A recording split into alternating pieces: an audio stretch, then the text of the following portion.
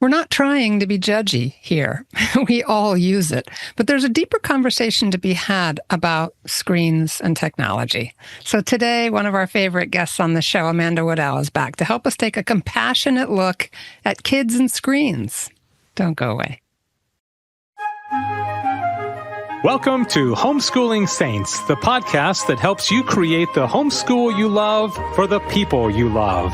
Our host is Lisa Mladinich, a Catholic life coach, TV host, best-selling author, and an instructor at Homeschool Connections. Before we get started, remember to subscribe to this podcast so you never miss an episode. And if you're watching on YouTube, click the bell to join our channel. Hello and welcome. I'm Lisa Mladinich, your host, and today we're taking a compassionate look at kids and screens with Amanda Woodiel. Amanda Woodiel is a mom of 5 children, 2 of whom she homeschools. She also works part-time for her parish as a marriage and family support coordinator. And you can reach Amanda at amanda.woodiel, WOODIEL, @gmail.com. Amanda, thanks for being back with us to handle this really important topic, I think.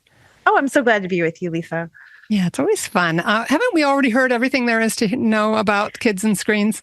Yeah, but if you're like me, you don't actually implement all of it. It's kind of like I was thinking about this because I've had two big screen events at our parish. One was a huge, like nationally known speakers we invited to come talk about screens.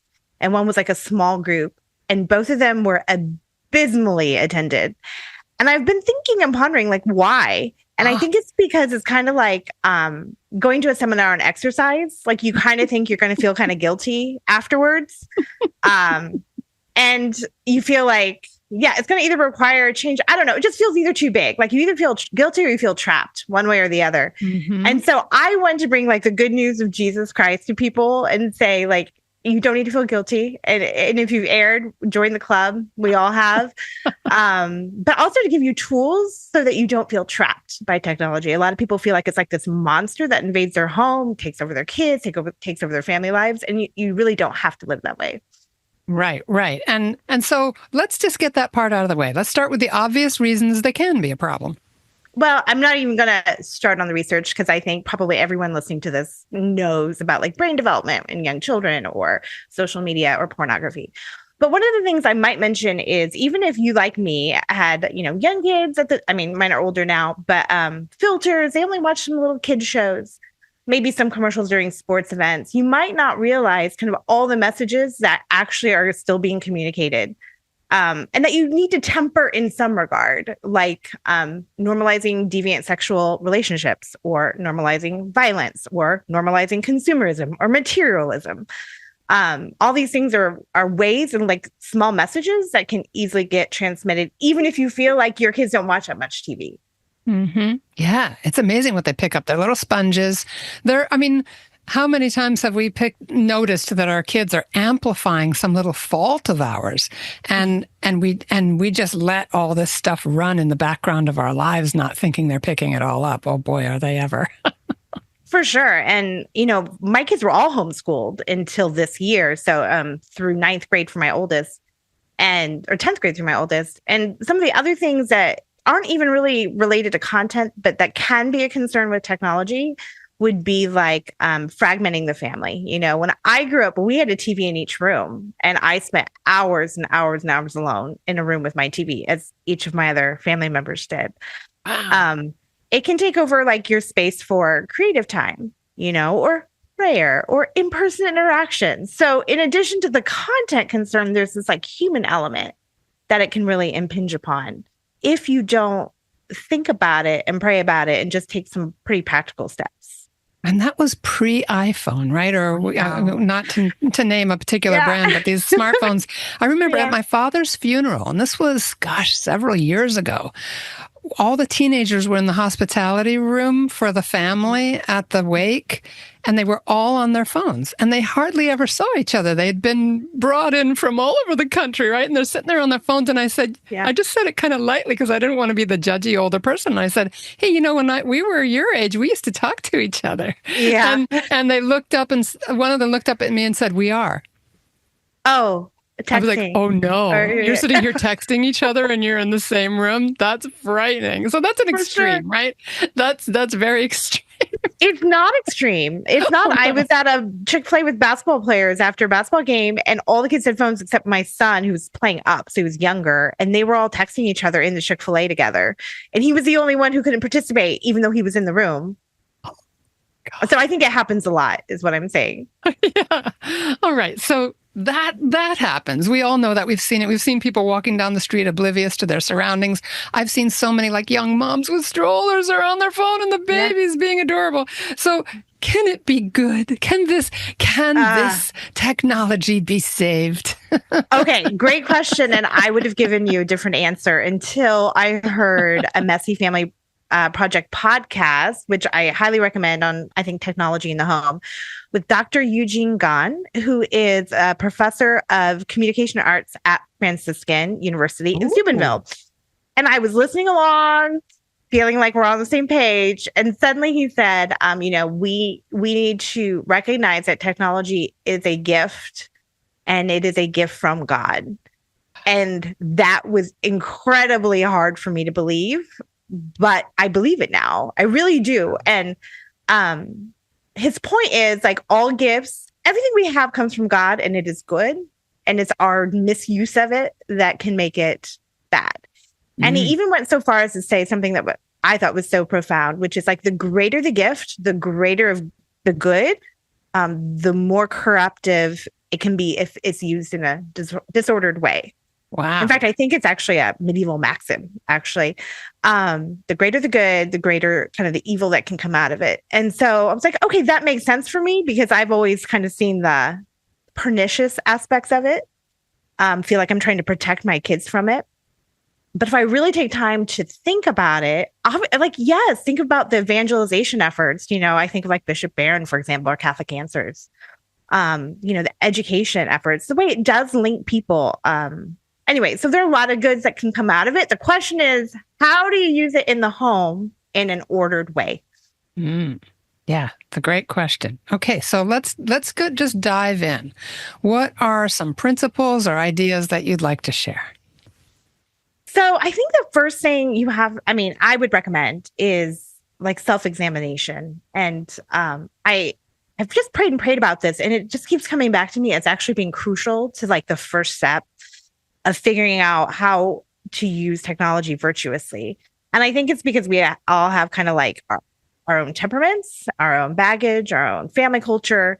So I would just suggest that like you just, with your spouse, if possible, go through kind of like how technology was used in your childhood home, how it's being used now in your own home, and what do you like about it? What don't you like about it? Messy Family Project actually has a guide to help parents through this. It's like a 20-page workbook. It's so good that can help you think through these things. Because I think, like, I don't want to rule out the work of the Holy Spirit in the family. It's not all just about learning principles. It's about taking what you've heard and applying it to your own life in the guidance of the Holy Spirit. And so don't skip that step. Yeah. So give us a taste for the kinds of things that shift for us with this mindset. Well, when you go through this workbook, it has you think through each kid individually, what's going well, what's not, what area of media technology is worrisome. What's at the heart of that? Is that kid feeling like he needs more time connecting with people because he's your extrovert and the rest of you are introverts? He needs an outlet for that. So there's that kind of wisdom to be gained. And then also, Dr. Eugene Gahn went through the church documents to look to see, does the church herself have wisdom on how to use technology virtuously? And although the church doesn't have a single document entitled, this is how you do it, he took all that he found relating to media and boiled them down into 7 principles. And then, because he's delightful, he rearranged those to make an acronym for us so that we can remember what the 7 principles are. And I think if you, I'm going to explain them, but if you internalize these and then go back to prayer with the Holy Spirit, think it really will change your life, at least if you're anything like, the standard American. So the 7 media keys spell out the word baptism. So B, the first thing to consider is balanced use of media. Is your use of media in the home balanced? We're not saying to throw it out altogether. We're just asking, is it in balance with the other essential human activities of being together and play and creation, rest, relaxation? Is that your only avenue for rest and relaxation, or do you have other pursuits? The second one for A is the attitude. Like, what is the attitude behind the media that we consume? You might even think of it as an agenda. Everything has an agenda one way or another. So are you consuming media that for the most part is bitter and divisive or frivolous? Or are you interacting or engaging with media that has like something nuanced and helpful to say? The P in baptism, person. Does the media you consume respect the dignity of the person? Obviously, that's okay. Pornography does not respect the dignity of the person, but so many other things, very, very sarcastic. Media, I would say, does not respect the dignity of the person. And immodest clothing or anything like that does not respect the dignity of the person. T, truth-filled. Is the media you're consuming, is it full of truth? And truth is, the church understands truth. The truth of who we are, the truth of who God is. I think this one's just lovely. Does the media we consume inspire us to what is good, true, and beautiful? And because all things that God gives us are to point back to him. It's like Mary always points back to him. Sacred art points back to him. So media should point back to him in some way. Doesn't mean we have to watch, only exclusively, overtly Christian things. But do these stories have messages of hope and redemption? And if I could just do a really small thing, my kids, they love Dude Perfect. I don't know. Have you heard of Dude Perfect before? Dude Perfect? Dude Perfect. It's like Dude? Yeah, it's Christian guys in Texas. They're not overtly Christian, but I think they are. But they just do trick shots. This is kind of how they got their start, doing trick basketball shots, trick whatever. And so what I loved about it is, my son had cancer. He's recovering. He can't do a lot. They were watching Dude Perfect. And what did they do when they were done is they went outside and practiced doing a bunch of trick basketball shots. And we have some wonderful ones recorded. And I thought, like, that might seem frivolous to some people, but it inspired my kids to get outside and be creative and be persistent in executing something on their own. And so I guess I want to point out, inspiration doesn't just mean it inspires us to go pray more, which is great, but it also can just inspire us to do something, essentially human, like being creative and playful. Wow, I love that. That's so good. So the S in baptism is skillfully made. Is the media you're consuming well done? Is it done well? People use their gifts for the glory of God. There's something about, the art of media. And finally, the M in baptism is it motivated by and rooted in a human experience? There are some parts of just the human experience. So much of it transcends time and culture. Greed, repentance, forgiveness. So, does some element of it ring true to who we are as human beings? So these are what Dr. Eugene Gahn calls the 7 media keys that he pulled from church documents. Wow, what a treasure. And we'll link to further information on that in the show notes, everybody. And I want to take this a little further. We're going to just take a quick break to hear from our sponsors. We're with Amanda Woodiel, and we're having a bit of a compassionate look at kids and screens and so much more. We'll be right back. Hi, I'm Walter Crawford. And I'm Maureen Whitman. We are the co-founders of homeschoolconnections.com and proud sponsors of the Homeschooling Saints podcast, which is here to help you homeschool more joyfully, more easily, and more effectively. We want to thank you for listening. And we invite you to check out our courses at homeschoolconnections.com. And now back to our program.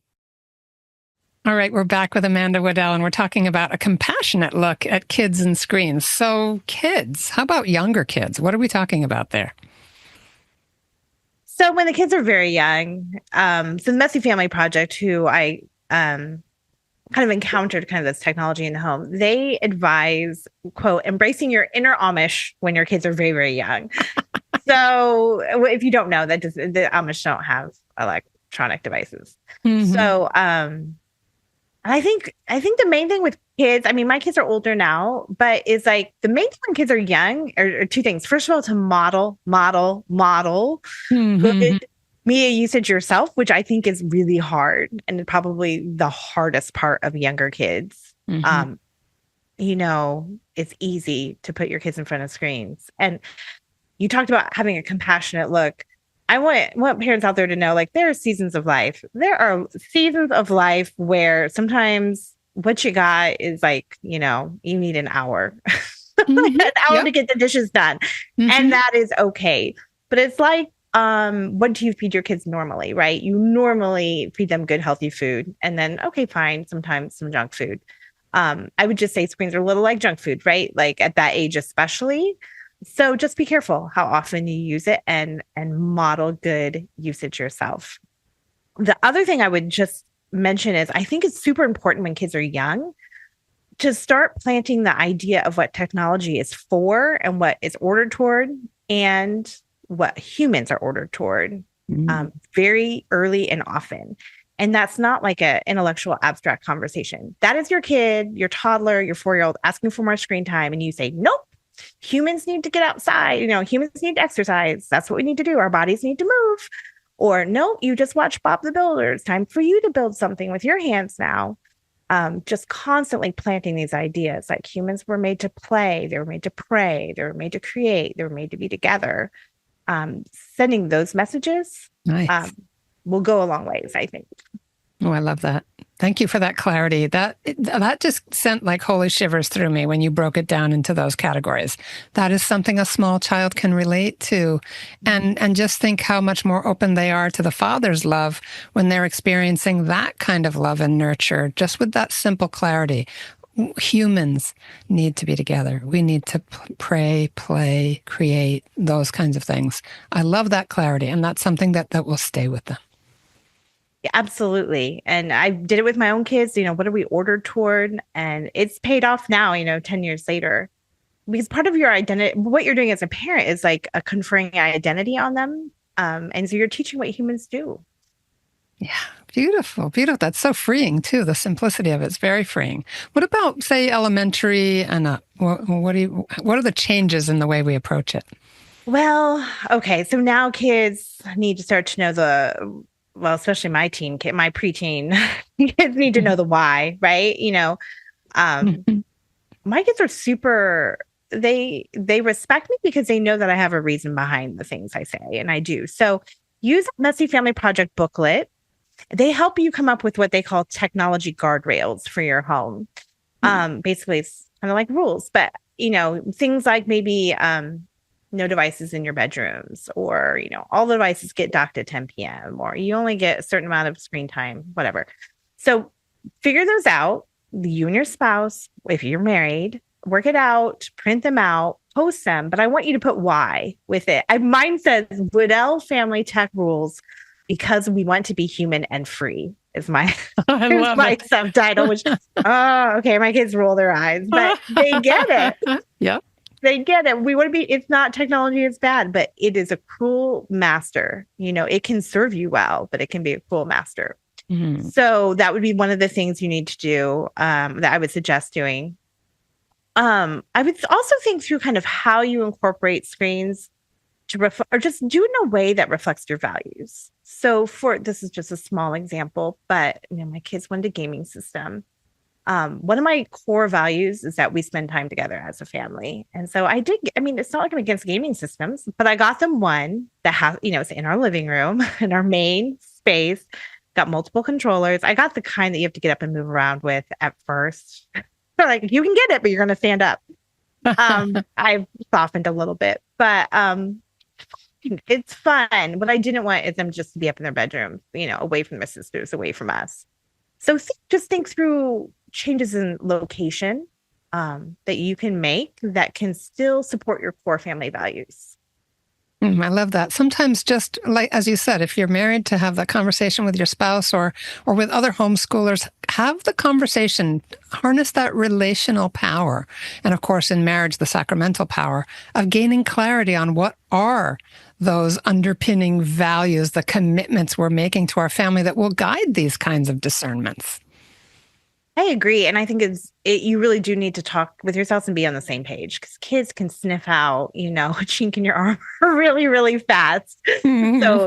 So institute and implement the things that you can agree on. Start there. And then, if you've got kind of divergent ideas, keep praying, keep working through it, and go step by step. And that's fine. You can do it that way. You hit upon this earlier, Lisa, but one of my big things that we're working on right now in my family, and it's slow going, is for all of us, is how to be in a room with other people and not be texting people who are not with you. Mm. So one of the things you're going to probably need to work through is, what are your firm boundaries for what is appropriate texting time? I suggest coming up with certain times of the day, and multiple times of the day they can text. But when we're all sitting in the living room together, you can't just be on your phone. Like, you just can't for an hour. I mean, I'm not saying all night long. I'm just saying an hour that, we are in a room together. And I find it disrespectful to the human person to constantly be interrupting your conversation to talk to someone else. Does that make sense to you? Oh, my goodness, 100%. I actually once long ago interviewed a therapist I was thinking about working with. She was on her phone half the time I was talking to her, and I'm trying to tell her, my story of woe that I'm hoping she can help me with. And she kept looking down at her phone. And I walked out of there never to return, of course. Of course. It was awful. I couldn't believe it. Well, I'm going to just say, I'm a defender of this too. Like, I'm in Middlesex, my husband starts talking to me. It's really hard, to put that down and talk to your husband. But that is what you must do. And we're there to train our children in discipline. We teach them that's what it means, right? To teach. So form them now in the idea that you can put that aside. We all know how addictive it is. So we need to start now. Yeah. And I would think humor would be helpful there. Like, yep, I'm twitching my hand. I can't reaching for the phone. Like, just let it be openly. This is a human struggle. We're all in this together. I love that. That is absolutely true. Like, they see I get it, honey. I'm that way too. But we've got to resist it together. We're a team. It's not you against me and me against you. Like, we are here together striving for virtue, and it's hard. So we're all going to dock our phones for an hour. The humor is so good. The fact, like, we're a team. One thing we did that helped my kids, I just throw it out there in case it helps some other families out there. After multiple years, we're trying to figure out exactly how to fine tune that screen time, because we have 5 kids. Our TV's in a local place or a central place. Of course, now they have phones and tablets and all that. But we limit the amount of screen time they can have. And we finally hit upon a formula that works, which is we connected it to Blessed Carlo Acutis, who is a teen saint, and he limited himself to 1 hour of video games a week. Wow. Now, he worked on the website. He had a website of Eucharistic miracles. It's not like he didn't use technology, but like his own kind of time. So we link our kids, just kind of frivolous screen time, to 1 hour a week, per solemnity. So the result of that is that my kids know our liturgical calendar super, super well. They know anytime there's a solemnity that's not a Sunday, and they get their extra hour of screen time. I love the cat in the background. For those of you watching on YouTube, got a beautiful cat walking around in the background. I love it.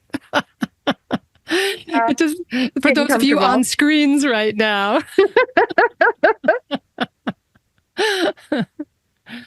Oh, my goodness. All right. So with defining what it is to be human, with finding out how the family grounds itself in agreed upon family mission goals, those kinds of things. Who are we? What do we stand for?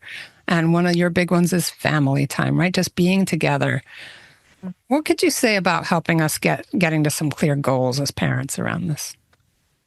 Well, I would say do those tech guardrails. But something else I really want to suggest out there for people who have middle school, older, maybe even elementary school kids is something I've formulated. You know me, Lisa, I have to make fun out of everything. I love that about you, Amanda. Yes. So I developed something called the Summer Tech Lab, but it can be done at any time. But here's the principle. You invite a favorite family over to do this with you. And if your kids have friends in 2 different families, invite 2 different families. You meet once a month, maybe for 3 months, like 3 or 4 sessions is what I'm saying. You provide ice cream. So those are the basics. You're doing it in community with ice cream, with kids that your kids like, and you start to talk about some of these technology topics. So I would say kids this age need the why, and they need a practical guidance. So what I call the nitty gritty, here's where you're like, okay, how do you do a safe search? Because one of my friend's kids searched for naked mole rat when he was young, before they had filters. And there was an entirely different set of mammals there that did not have clothes on. And so, okay, let's talk with your kids. What, if you need to search for something, what's the right way? How do you know if an email is fake? Let's talk about how nothing ever really goes away. Even though you think you deleted it or whatever, you took off down the post, it doesn't. It's always there. Or nothing's really private ever. Or, your employers are going to look and see what you posted. Like, you've got to talk about these things with your kids as they get older. Mm-hmm. So what better way to do it than with ice cream and with friends? And then they can go play basketball for an hour and a half and you can talk with your friends. So it works. Win-win. Wow, I love that. And it would be fun for us all to sort of be a fly on the wall to when you do that, and it's in an atmosphere of fun, and it's light, and it's with people you like, so that there's an atmosphere of trust there too. Like that's kind of a fun, creative dynamic. That's what humans do, right? We're together, we're creating something. Anything else that you want to say about what your experience has been of that? That sounds really neat. Well, I think kids got I told you about the nitty gritty. The other part is actually thinking through some of these bigger picture whys, right? You can talk to your kids. Like, what do you think about technology? Is it good? Is it bad? You can start to have these conversations. Where do you see its concerns, right? Why do you even why should we limit screen time? What do you think? And if so, why? Things like that, just to start getting their own wheels churning. There's really no wrong answers here. And I think you'll be surprised at kind of the depth of perspective that especially, your tweens and teens can bring to that really enrich your own life too. Yeah. And because you're in the habit, as many homeschoolers are, of having cool conversations as we're driving somewhere or while we're eating dinner or folding laundry or whatever it might be, our kids are more likely to be thinking about it because they're learning to think out loud together than their own thoughts are getting clearer, maturing. And so I just find it so much fun talking to not just homeschooled kids, but homeschooled kids seem to have just a developed greater capacity for thinking and thinking together, which is beautiful. It is a lot of fun. It's a lot of fun to have these conversations. And if you do it and get their own wheels turning, and if there's some buy-in on their end, it just makes everything go a lot smoother, right? When we know the why, it helps us, choose the good a little bit more easily. Love that. Love that so much. So as we're starting to kind of land the plane, what do you want to leave us with, Amanda? What's important to take away from this conversation? Well, there are 2 things. The first, I just really want to say, again, with this sort of compassionate bent, our goal, I'm not advocating throwing away the tablets and all that. I am just saying our goals as parents are to teach our children to be masters of technology and not slaves. And we need to repent. I mean, if you're like me, over and over, go to confession, right? Take your kids to confession. Okay, I was, doom scrolling again for 3 hours. It's part of the human struggle for virtue. But I actually took this topic to the Blessed Sacrament before I did one of my small group seminar on technology. Lord, what do you want to say? Is there a message? And I'll just tell you what I felt I heard, whether, private revelation, take it or leave it. But the phrase that came to my mind was, I made them for more. Mm. So it's not that technology is bad. It's that when we use it in a disordered way, we can substitute the sham for the good. So, I was thinking through examples of that, right? Like, screens instead of discipline. Well, being quiet isn't really the same thing as behaving well, like getting to the heart of behavior. Great point. Or screens instead of creativity. Like building a Minecraft isn't the same thing as making something you can hold. Screens instead of conversation. Texting is not the same thing as talking. Screens instead of making music. Making your own playlist isn't the same thing as learning an instrument and playing music or singing a song even. Yeah. Screens instead of play. Video games, they're really not the same thing as play, especially play to get, physical, like with each other in the same room. Screens instead of teaching wonder. There's a great website called The Kids Should See This that has amazing videos, but it's not the same thing as learning how to experience wonder yourself, like going out in nature and wondering over things. Right. Right. Screens instead of real human interaction, which we've talked about. All these things, sometimes it's just easy to substitute the sham for the real thing. So if we can incorporate both the real thing and the good use of technology in our lives, we're blessed people, right? Yeah. Thanks be to God. Oh my goodness, so rich. You always bring out nuances and a sense of fun too, and such a kind of luminous sense of guiding principles and values. Amanda, I really appreciate you. And everybody, thanks for listening. Thanks for overcoming the urge to say, "Oh, I've heard this already." I'm so glad that you stuck with us, and I hope it rewarded you as much as it rewarded me. Thanks for listening. And Amanda, again, can be found at amanda.woodiel. That's WOODIEL @gmail.com. And we've got her past episodes too in the show notes, so you can pop in and take a look at those too. Amanda's lots of fun. She's done so many really creative topics with us. So once again, Amanda, we appreciate you. Thanks for being here today. Thank you so much. It was a real joy to talk with you. Thank you. All right, everybody. Thanks for being with us. We are praying for you. Please pray for us too. God bless you and have a great day. And that's our show for today. Our program is sponsored by homeschoolconnections.com. Be sure to subscribe to Homeschooling Saints and leave us an honest review. God bless you and thank you for joining us.